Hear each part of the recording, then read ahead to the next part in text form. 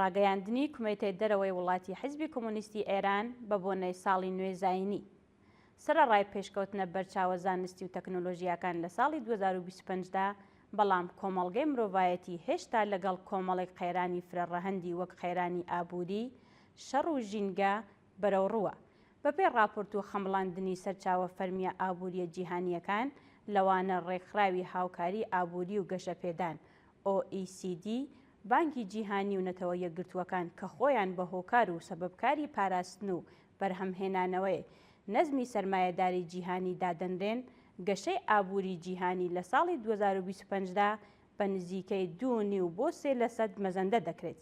بەڵام ئەم ژمارە بەناو ئەرینیە نەک هەر نەبووەتە هۆی باشتربوونی ئەو تۆی بارودۆخی ژیانی زۆربەی هەرە زۆری دانیشتوانی جیهان، بەڵکو لە زۆرێک لە وڵاتەکان کەلینی نێوان گەشەی ئابووری لەلایەک و ئاست و ژیان و ئەمنیەتی ئابووری کۆمەڵانی خەڵک لەلایەکی دیکە قوڵتر بووەتەوە.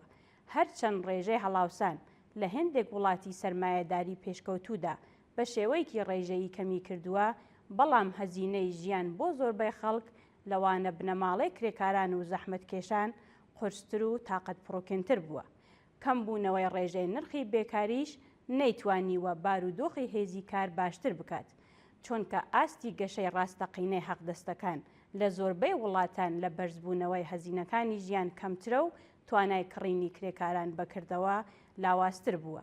بە کورتی ئەوەی کە دامەزراوە فەرمیەکان بە سەقامگیری ڕێژەی ئابووری جیهانی لە ساڵی 2025دا ناوی دەبن، لە ڕاستیدا جگە لە بەردەوامبوونی قەیرانی بژیوی ژیان و پەرەسەندنی نایەکسانی و گواستنەوەی بارگرانی قەیرانی سەرمایەداری بۆ سەرچینی کرێکار و چین و توێژەکانی خوارەوەی کۆمەلگا هیچی تر نییە. لە ساڵی 2025دا جیهان شایەتی گەلێک شەڕ و تێکەڵچوونی چەکداری و ماڵوێرانی لەسەر ئاستی جیهانی و ناوچەیی و ناوخۆیی بوو کە بووە هۆی گیان لەدەستانی هەزاران کەس و ئاوارەبوونی ملیۆنان کەسی تر. بۆ نمونە دەکرێت ئاماژە بکرێت بە شەڕی ئوکراین کە لە ساڵی 2022ەوە دەستی پێکردووە و تا ئێستاش بەردەوامە. جگە لەوە شەڕە ناوخۆیەکانی یەمەن، میانمار، نیجیریا، سومالی، سوودان و مۆزامبیک و هەروەها شەڕی ئیسرائیل لە غەزە بۆتە هۆی قەیرانێکی مرۆیی بربڵاو و برسیەتی و ئاوارەبوون و مردنی ملیۆنان کەس. لەم نێوەدا شەڕی ڕاستەوخۆ و ناڕاستەوخۆی ئەمریکا لە پێناو پاراستنی هەژمونی جیهانی خۆی کە هاوکات لە ڕێکەوت ببورن لە ڕێگەی تاقیکردنەوە و فرۆشتنی چەک و چۆڵی کۆمەڵکوژەوە سوودێکی گەورەی ئابووری بۆ ئەم وڵاتە بەدەست هێناوە. گۆی زەوی لە ساڵی 2025دا لەگەڵ گەلێک ئاستەنگی ژینگەی جدی و بەربڵاو بەرەوڕوو بووەوە. ئاستەنگەلێکی کە زۆربەیان بەهۆی گۆڕانی کەشوهەوا و چالاکیەکانی مرۆڤ دروست دەبن و کاریگەریەکانیان بەردەوام هەستی پێدەکرێت. ئەم ساڵ وەک یەکێک لە گەرمترین ساڵەکان تۆمار کراوە و بەشێک بووە لە ڕەوتێکی 11 ساڵی ڕابردوو کە پلەکانی گەرما زیاتر لە 1.5 پلەی سەدی لەسەرەوە پێشی سەردەمی پیشەسازی بووە. لێکەوتەکانی ئەم دۆخە بریتی بوون لە بەرزبوونەوەی پلەکانی گەرما و شەپۆلی گەرما، ئاگرکەوتنەوەی بەربڵاو، لافا و تۆفانی وێرانکەر، وشکە ساڵی سەخت و قەیرانی ئاو، گەیاندنی زیانێکی گەورەی بە ئێکۆسیستەمەکان بەتایبەت لە زەریاکان و هەروەها سەپاندنی تێچوویەکی ئابووری قورس بەهۆی کارەساتە سروشتیەکانەوە. بەپێی راپۆرتەکانی بانکی جیهانی، یورونیز و شیکاریە ئابووریەکان، گەشەی ئابووری ئێران لە ساڵی 2025دا نەرینی بووە. کەمبوونەوەی هەلی کار و پەرەسەندنی گوشارە ئابووریەکان ژیانی خەڵکیان لەگەڵ گرفت و ئاستەنگی زیاتر بەرەوڕوو کردووەتەوە. هەڵاوسانی لە ڕادەبەدەر بۆتە هۆی لاوازبوونی بەرچاوی توانای کڕین و تەنانەت دوای کردووە بەشێکی بەرچاو لە بنەماڵەکان نەتوانن زۆرێک لە پێداویستیە سەرەکیەکانی ڕۆژانەیان دابین بکەن.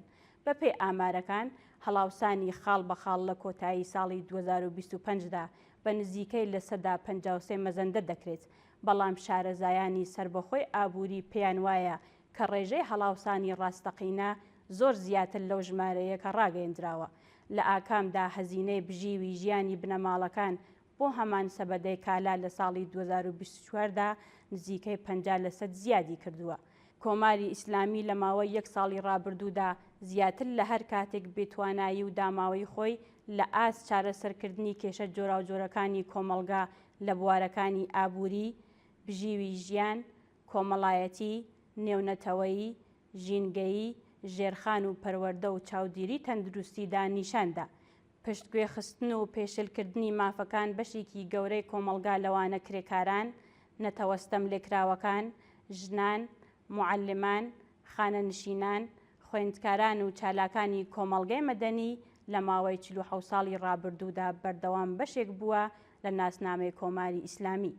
بەڵام لە ساڵی 2025دا ئەم ڕەوتە بە شێوەیەکی ئاشکراتر و بێشەرمانەتر بەردەوام بووە و لە زۆربەی حاڵەتەکاندا لەگەڵ دەستگیرکردن و ئەشکەنجە و تەنانەت لە سێدارەدانی هەڵسوڕاوانی ئەو بوارانە هاوکات بووە. نیزامی کۆماری ئیسلامی لە ماوەی نزیکەی نیو سەدەدا نیشانی داوە کە لە بنەڕەتدا لەگەڵ بەڕێوەبردنێکی عەقڵانی بمەبەستی بنیاتنانی کۆمەڵگەیەکی ئەمن و ئارام لە ڕووی ئەمنیەتی گیانی و ئابووریەوە بۆ خەڵک نامۆ بووە. لە زۆر حاڵەتدا خودی ڕژیمی کۆماری ئیسلامی هۆکار و سەبەبکاری سەرەکی بووە لە دروستکردنی نائەمنی ئابووری و زاڵکردنی کەشوهەوای گرژ و شەڕ. نمونەیەکی ئاشکرا بریتیە لە شەڕی 12 ڕۆژە نێوان ئیسرائیل و ئێران و لێکەوتە ئابووریەکانی لەسەر ژیانی خەڵک. ئەوەی کە ئاماژەیان پێکرا تەنیا بەشێکی بچووکن لەو بەڵاو نەهامەتیانەی کە کۆماری ئیسلامی هۆکار و سەبەبکاری سەرەکیانە.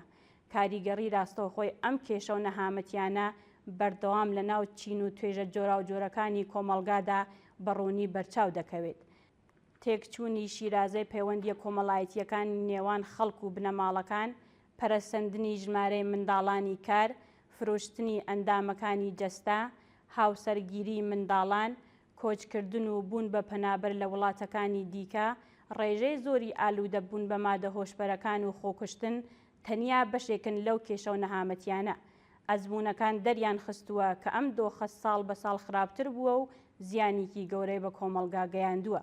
کومەیتەی دەرەوەی وڵاتی حیزبی کۆمۆنیستی ئێران وەک بەشێک لە بزوتنەوەی سۆسیالیستی ئێران لەو بڕوایەدایە و لە پێناو ئەوەدا هەوڵ دەدات کە بۆ بنیاتنانی کۆمەڵگایەکی شایستەی مرۆڤایەتی، کۆمەڵگایەکی کە لەسەر بنەمای ئازادی و یەکسانی دامەزرابێت، پێویستە هەموو چین و توێژە چەوساوەکانی ئێران بە هاوپشتی و هاوخەباتی و دەست لە ناو دەستی یەکتر دەست بدەنە خەباتێکی هوشیارانەتر و ڕێکخراوتر لە ڕابردوو لە پێناو ڕوخاندنی شۆڕشگێڕانەی تەواوەتی نظامی کۆماری ئیسلامی. بەڵگە بابەتیەکان دەری دەخەن کە کۆمەڵگای ئێران لە بەردەم گۆڕانکاری جددیدایە لە غیابی ئەلتەرناتیڤێکی سۆسیالیستی ڕێکخراو کە بتوانێت ڕاستەوخۆ یان ناڕاستەوخۆ زۆربەی هەرە زۆری چین و توێژە چەوساوەستەم لێکراوەکان لە دەور و ویست و داواکاریەکان کۆ بکاتەوە. گۆڕەپانەکە دەکەوێتە دەستی هێژە دژە شۆڕشەکان، ئەو هێزانەی کە ڕەنگە خاوەن ناو ڕەواڵەتێکی جیاواز بەڵام هەڵگری هەمان سروشتی ئێستایان بن. جگە لە ڕەنج و ئازار و نەهامەتی هەرچی زیاتر هیچی تر بۆ خەڵک بە دیاری ناهێنن. پێشوەختە پیرۆزبایی هاتنی ساڵی 2026تان لێ دەکەین و هیوادارین کە ساڵی 2026 ساڵی تێپەڕاندنی کێشە و ئاستەنگەکانی سەر ڕێگامان و لێک نزیک بوونەوە و یەکگرتووی هەرچی زیاتری بزوتنەوەی ئازادیخواز و عەداڵەتخوازەکانی جەماوەری خەڵکی ئێران بێت. کومەیتەی دەرەوەی وڵاتی حیزبی کۆمۆنیستی ئێران 28 دیسامبری 2025 زاینی.